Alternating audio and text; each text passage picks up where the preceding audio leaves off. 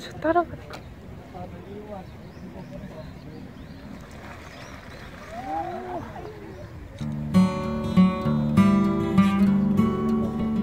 어서오세요. 여기는 솔박문고, 제가 솔박입니다.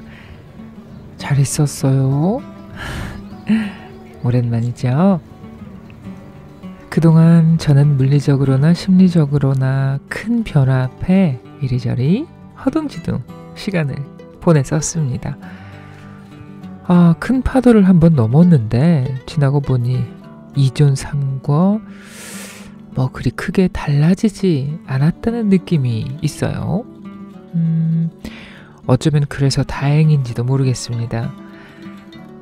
변화 앞에 나와 변화 뒤에 내가 다른 인간이 될 확률이 거의 없다는 걸 이제는 아는 나이가 됐나 봅니다. 결국에는 하루하루 순간순간 힘들었다가 조금 이겨냈다가 또 힘들었다가 그것이 반복되는 것이겠죠. 그래서 지금 이 순간 니체 영원 회귀 사상을 받아들이겠습니다. 이런 삶이 바뀌지 않는다 해도 다시 살아볼 용의가 있습니다. 근데 많이 지치는 것은 어쩔 수 없습니다. 니체에 대해서 좀 더 읽어보려고요. 사는 게 힘드냐고 니체가 물었다. 21세기 북스, 박찬국 지음. 이 책은 베스트셀러 자리에 여전히 앉아 있습니다. 그도 그럴 것이 니체와 쇼펜하우어의 전문가라고 할 수 있는 박찬국 교수가 이해하기 쉽게 잘 풀어놓은 책이더군요. 지난 영상에서 니체 사상의 궤적을 이렇게 쭉 훑어봤다면 이번에는 니체 사상 속으로 풍덩 들어가 볼까 합니다. 자, 니체가 위험하다는 것은 익히 많이 알려져 있습니다. 그것은 아마도 경계라는 그 위치에서 꼿꼿하게 서서 자신의 생각을 남 눈치 안 보고 거침없이 풀어냈기 때문일 텐데요. 그래서 니체의 말은 정말 끝까지 들어봐야 합니다. 중간에 듣다가 섣불리 단정 지어서는 안 돼요. 저자 박찬국 교수는 10개의 질문을 화두로 던지면서 니체의 세상을 쭉 펼쳐서 친절하게 이야기를 해줍니다. 행복, 욕망을 채우는 과정에 발생하는 감정일 뿐이지 금방 사라진다. 중요한 게 아니다. 위험하게 살아라. 운명이 평탄하기를 바라지 말고 가혹한 것을 바래라. 투쟁하고 경쟁하며 살아라. 등등등 듣기만 해도 힘든 말들입니다. 그러나 아까도 말했다시피 끝까지 들어봐야 돼요. 투쟁이 전쟁이 돼서는 안 되고요. 또 경쟁은 체급이 맞지 않는 조건이 동반되면 안 된다. 이렇게 이야기를 하고 있습니다.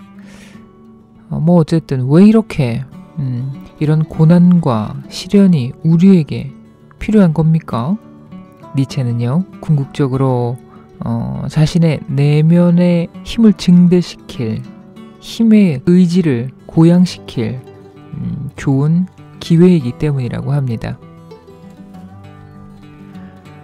근대 이후에 사회가 거대해지고 개인이 왜소해졌죠. 사회가 잘 굴러가는데 필요한 부품이 되는 대가로 안락과 향락을 선물 받았습니다. 그리고 평온과 행복을 지향하게 됐지요. 근데 거기서 주어지는 안락과 평온, 허무함을 늘 등에 업고 다닙니다. 이러한 우리에게 힘의 의지가 필요하고 그렇게 됨으로써 병약하지 않은 건강한 삶을 살 수 있다고 니체는 이야기합니다. 비극을 찬양한다. 가혹한 운명을 사랑한다. 독단적인 이념이나 신념은 필요 없다. 확신은 거짓말보다 위험하다. 욕망을 없애지 마라. 승화시켜라. 이 모든 것의 중심에 정오의 시간에 힘있게 서 있는 모습이 있습니다. 신이 죽었다라는 명제에 포함된 여러 가지 풀이도 읽을 수 있어서 참 좋았습니다. 자, 그럼 오늘 제가 주목한 부분은 바로 자살인데요. 자살에 대해서 니체는 어떤 생각을 하고 있는지 읽어보겠습니다. 구독, 좋아요, 알림으로 응원해주세요. 우리들의 이야기와 책이 있는 곳, 여기는 솔방문고입니다.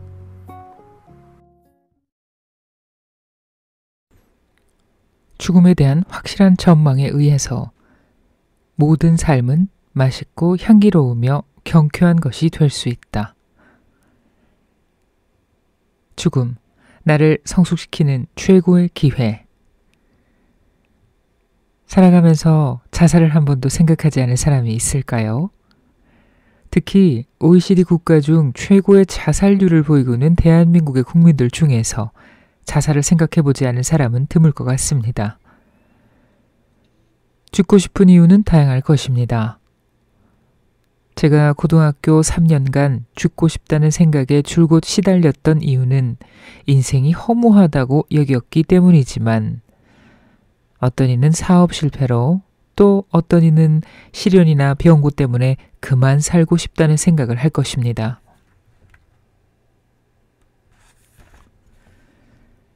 흔히들 자살은 죄라고 생각하면서 자살을 부정적으로 보지만 니체는 다른 시각을 가지고 있습니다. 그는 경우에 따라서 자살은 인간이 거둘 수 있는 최대의 승리일 수 있고 삶에 대한 부정이 아니라 오히려 최대의 긍정일 수 있다고 봅니다.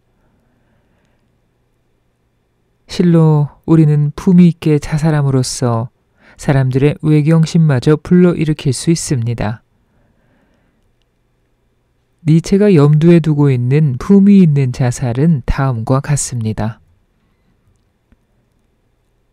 더 이상 긍지를 갖고 살 수 없을 때 당당하게 죽는 것. 자발적으로 선택한 죽음.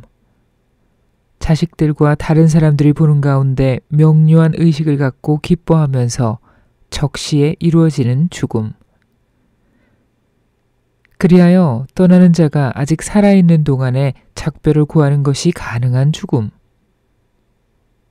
또한 생전에 성취한 것과 원했던 것에 대한 진정한 평가와 삶에 대한 총결산이 가능한 죽음.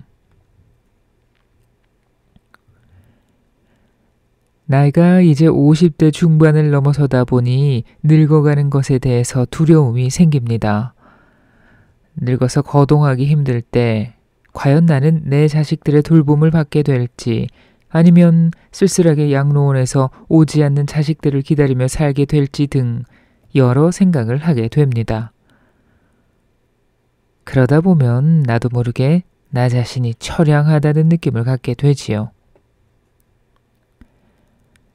다윈이나 쇼펜하우어 같은 사람들은 인간의 가장 큰 충동이 생존에 대한 충동이라고 보았습니다. 인간은 무조건적으로 오래 연명하기를 바란다는 것입니다. 그러나 니체는 우리 인간에게는 이러한 생존의 충동을 넘어서 자신을 고양시키고 강화시키고 싶은 충동이 있다고 생각했습니다.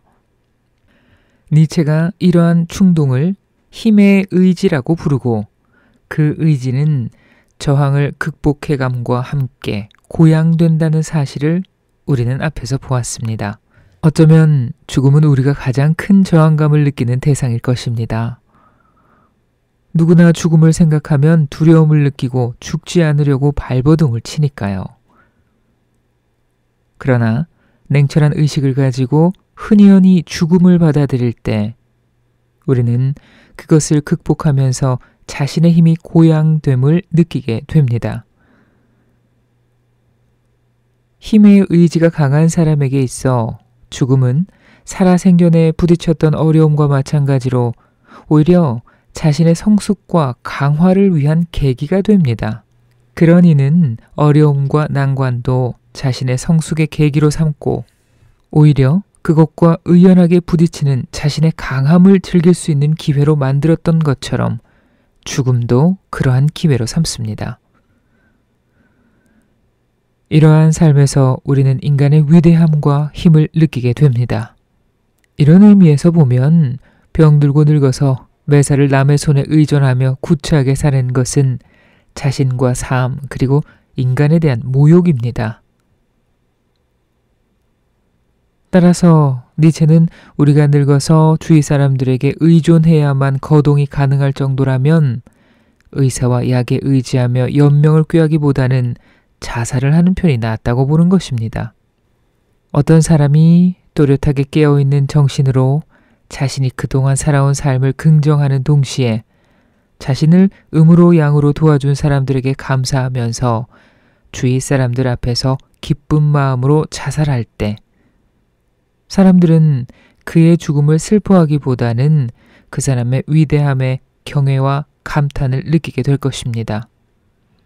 이에 반해 그간 자신이 살아온 삶에 대해 한탄하면서 잔뜩 한을 품고 죽어가는 사람들의 죽음은 한없는 연민과 동정 그리고 슬픔을 불러일으킵니다.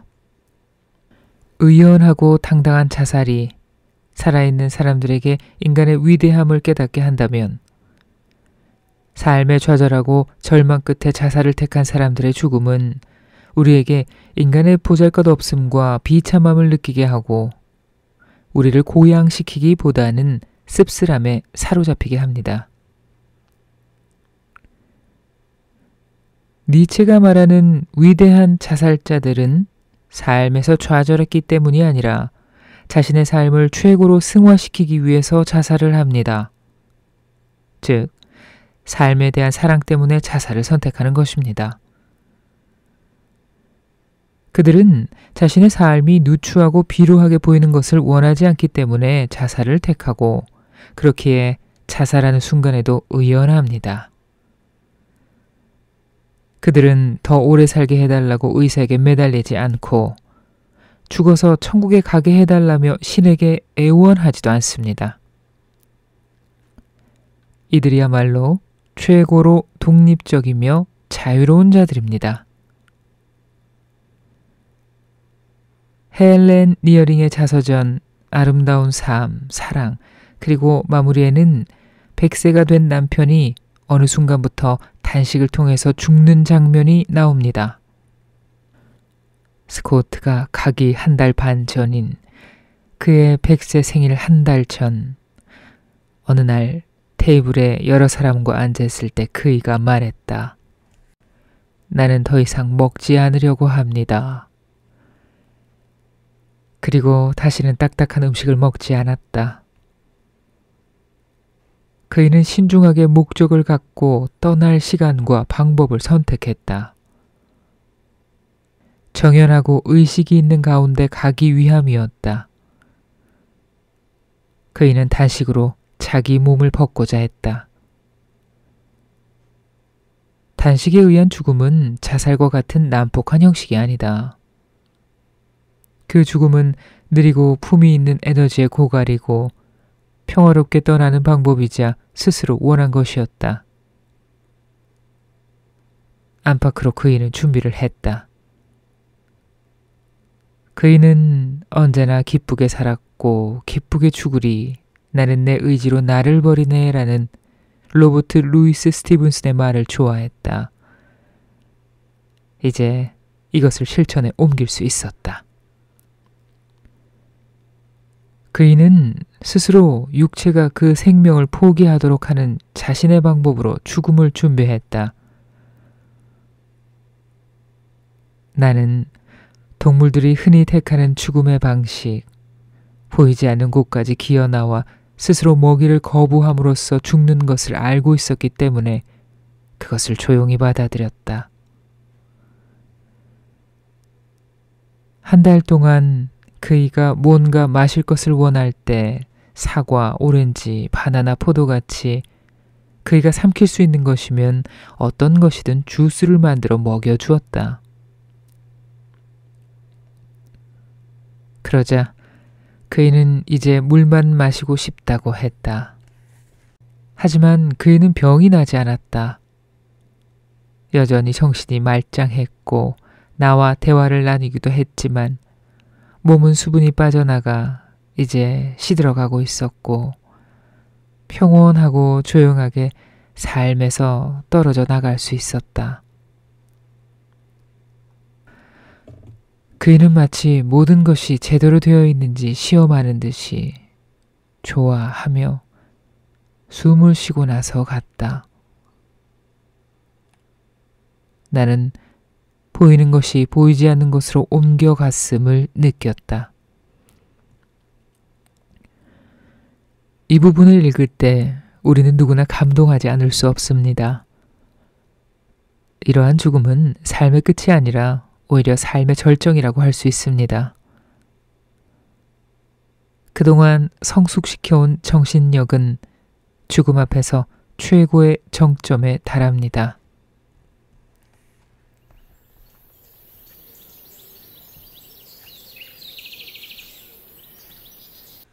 연민은 인간을 나약하게 만든다. 우리가 주위에서 접하는 대부분의 자살은 승리가 아니라 패배의 형태를 띱니다. 이 경우 자살은 인생의 고달픔에 좌절하며 이렇게 사느니 차라리 죽는 게 낫겠다라고 생각하면서 죽음으로 도피하는 것이라 할 수 있는데 이것은 죽음을 극복하는 것이 아닙니다. 이런 자살은 용기가 아니라 삶의 고난을 이겨내지 못한 나약함과 비겁함의 표현이니까요. 앞에서 본 것처럼 생생하게 깨어있는 정신으로 자신의 품위를 지키기 위해 죽음을 택한 사람들에 대해서 우리는 슬픔이나 연민이 아닌 경탄과 경외감을 느낍니다. 이에 반해 삶에 패배한 사람들의 죽음 앞에서 우리가 슬픔을 느끼는 이유는 그들이 자살을 했기 때문이 아니라 그 자살이 승리가 아닌 패배의 의미를 가지기 때문입니다. 그 사람이 자살을 하면서 느꼈을 한없는 절망, 그것이 안타까워서 우리는 슬퍼하는 것입니다. 세계에서 자살률이 가장 높은 우리나라에서는 오늘도 많은 사람들이 자살을 했을 것입니다. 그 자살자들 중에서 니체가 칭송할 만한 자살은 몇 건이나 되었을까요? 대부분은 아마도 삶의 최고의 승화라는 형태가 아닌 삶에 대한 저주와 한탄이라는 형태를 띠었을 것입니다. 학생들은 시험 성적 또는 미래에 대한 불안을 이기지 못해서, 또 어른들은 빚 때문에 혹은 남편이나 아내가 바람이 나서 자살을 선택합니다. 그들은 삶은 치욕이고 환멸이며 지옥이라고 여기고 그것에 침을 뱉으면서 죽어갔을 것이고, 그들에게 죽음은 그러한 삶에서 벗어나게 해주는 마지막 출구였을 것입니다. 이렇게 삶의 고단함에 지쳐서 죽음을 택한 사람들에게 우리가 느끼는 것은 연민입니다. 하지만 니체는 연민을 비판했습니다. 니체가 연민을 비판한 것은 그가 비정한 사람이어서가 아니라 연민은 인간을 성장시키기보다는 연약하게 만들기 때문입니다. 어떤 사람에게 연민의 눈길을 보낸다는 것은 곧 그 사람을 불쌍한 사람으로 보는 것이고, 불쌍한 사람으로 본다는 것은 그 사람을 나약하고 무력한 사람으로 여기는 것입니다. 그것은 연민을 받는 사람이 느끼고 있는 무력감을 강화시킵니다. 그리고 연민을 아무런 거부감 없이 받아들이는 사람은 자신이 처한 상황은 당연히 누구나 좌절할 수밖에 없고 그래도 되는 상황이라고 생각하면서 그것을 수용하게 됩니다. 또한 연민은 우리가 그 사람과 유사한 처지에 있으면 그 사람처럼 될 수 있을 것이라고 생각하게 됩니다. 이렇게 연민에 빠지면 부지불식간에 우리는 좌절한 사람과 자신을 동등한 사람으로 여기게 됩니다. 그러나 니체는 인간은 거리의 파토스에 의해서 발전한다라고 말합니다. 거리의 파토스란 기존의 자신이나 다른 사람들보다 더 탁월한 인간이 됨으로써 기존의 자신이나 저열한 다른 인간들로부터의 거리를 넓히려는 열망입니다. 니체는 이러한 열망이야말로 바로 인간을 발전시키는 동력이라고 보았습니다. 그런데 연민은 이렇게 우리를 보다 강해지고 보다 탁월한 인간이 되도록 채찍질하는 거리의 파토스를 제거합니다. 어떤 사람이 공경에 처해 있어도 그 사람이 그것을 너끈하게 극복할 수 있으리라 믿을 때 우리는 그 사람에 대한 연민을 느끼지 않습니다. 오히려 그 사람이 그 어려움을 어떻게 극복할 것인지에 대해서 기대 섞인 호기심을 가지고 지켜보지요. 따라서 니체는 이 점에서 어떤 사람이 어려움에 처했을 때 그에게 필요한 것은 연민이 아니라 채찍질이라고 보았습니다. 이 불쌍한 것이라고 하기보다는 그 정도를 가지고 힘들어하나 너는 스스로 일어설 수 있어 라고 말하면서 채찍질하는 편이 그 사람을 훨씬 높이 평가하는 것이라는 뜻입니다. 따라서 우리는 공경에 처한 이에게 연민을 품기보다는 그 사람이 홀로 일어날 수 있도록 격려하고 채찍질해야 할 것입니다.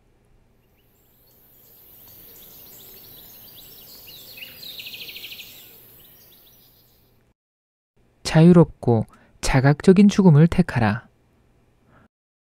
그리스도교를 비롯한 거의 대다수의 종교들은 자살을 금하고 있습니다. 자신의 목숨을 버리는 것은 죄라는 이유에서입니다. 이러한 종교인들은 위대한 자살과 비겁한 자살을 구별하지 않습니다. 그러나 니체는 삶에도 품이 있는 삶과 그렇지 못한 삶이 있듯이 자살에도 품이 있고 위대한 자살과 저열하고 비겁한 자살이 있다고 봅니다. 또한 종교가 자살을 죄로 봄으로써 자신의 생명을 연장하려는 사람들의 비겁한 마음을 조장하고 있다고 이야기합니다. 노인과 죽음. 종교가 제시하는 요구사항을 무시한다면 우리는 이렇게 물음을 던져도 좋을 것이다.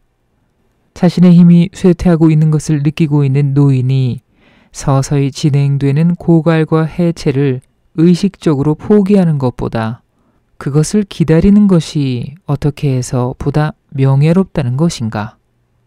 이런 경우 자신의 힘이 쇠퇴하고 있다는 것을 느낄 경우 자살은 아주 자연스럽고 당연하다고 여겨지는 행위다. 자살은 이성의 승리로서 당연히 외경심을 불러일으킬 일이다.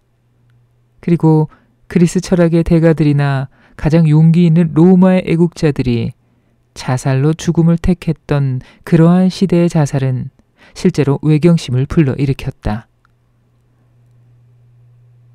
이와 반대로 생의 본래 목적에 더 가까이 이를 힘도 없으면서 자신을 불안하게 하는 의사와의 상담과 가장 고통스러운 생활 방식에 의해서 목숨을 이어가려는 병적인 욕망은 존경할 만한 일이 아니다. 종교는 자살해서는 안 된다는 핑곗거리를 풍부하게 제공한다. 이를 통해서 종교는 삶에 집착하는 사람들에게 아부한다. 니체는 자연사라고 불리는 것도 사실은 자연스러운 죽음이 아니라 어떻게 해서든 자신의 목숨을 이어가려는 비루함에서 비롯된 선택에 의한 부자연사이며 일종의 자살이라고 봅니다. 인간은 항상 선택할 수 있는 존재이기 때문에 자연사라는 것도 결국은 자신의 죽는 시점을 죽음이 찾아올 때까지 늦춘 것에 지나지 않습니다. 그것도 일종의 선택입니다. 이런 의미에서 니체는 사람은 자기 이외의 어느 누구에 의해서도 죽지 않는다고 말하고 있습니다. 다만 그가 보기에 남들에게 민폐를 끼치면서 죽음이 찾아올 때까지 기다리는 것은 가장 경멸할 만한 조건들 아래에서의 죽음이며 자유롭지 않은 죽음, 제때 죽지 않는 죽음, 비겁한 자의 죽음입니다. 니체는 삶을 사랑하는 자라면 우연하거나 돌연하게가 아니라 자유로우면서도 의식적으로 죽는 것을 선택해야 한다고 말합니다. 더 나아가 그리스도교는 죽어가는 사람에게 그동안 삶에서 지은 죄를 회개할 것을 요구합니다. 죄를 회개하고 주님을 받아들이면 천국에 갈 것이지만 그렇지 않으면 지옥에 떨어질 것이라고 협박하지요. 이 점에서 니체는 그리스도교는 죽음의 시간에도 사람들의 양심을 능욕하고 있다고 비판하고 있습니다. 그리스도교의 협박에 굴복하여 지옥에 떨어질까 걱정하면서 자신의 죄를 참회할 때 사람들은 자신을 비겁한 인간으로 전락시킨다는 것입니다. 니체에게는 죄 있는 인간과 죄 없는 인간의 구별이 아니라 병든 인간과 건강한 인간의 구별이 있을 뿐입니다. 이러한 기준은 죽음에 임한 사람들에게 회개가 아니라 자신의 죽음을 의연하게 맞을 것, 자신의 정신력을 최고도로 고양시킬 것을 요구합니다. 이러한 기준에 의하면 삶에 대한 원한 때문에 자살을 택한 사람들은 삶을 짊어지기에는 너무나도 병약한 인간들이었기 때문에 자살을 한 것입니다. 이들의 자살은 자유로운 자살이 아니라 자포자기에 의한 자살입니다.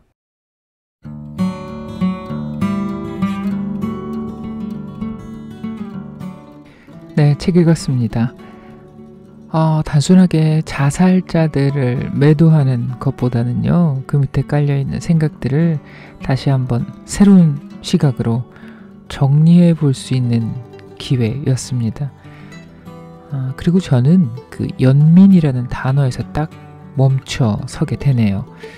타인에게 갖는 경우가 많다지만 저는 제 스스로에게 니체가 말한 연민을 부여해 왔지 않았나 돌아보게 됩니다.